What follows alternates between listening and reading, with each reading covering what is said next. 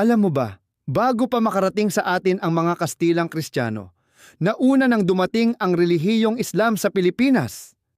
Islam, nagsimula ito sa Mindanao noong ika-14 na siglo. Ang Islam ay galing sa salitang Arabe, na nangangahulugang pagsuko o pagpapasakop kay Allah.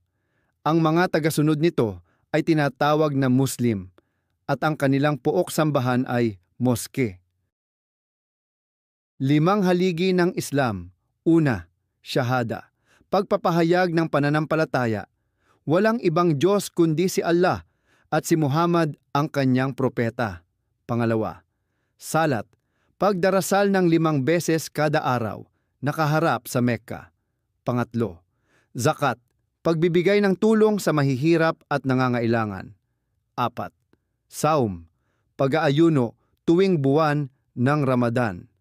5, Hajj, paglalakbay patungong Mecca kahit 1 beses sa buhay.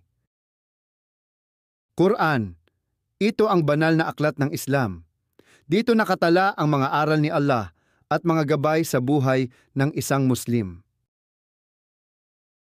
Iba pang paniniwala sa Islam, paniniwala sa mga anghel tulad ni Gabriel, paniniwala sa mga propeta gaya ni Noah, Moses, Abraham at Muhammad, paniniwala sa araw ng paghuhukom, paniniwala sa kalayaan ng tao na pumili sa paggawa ng mabuti o masama.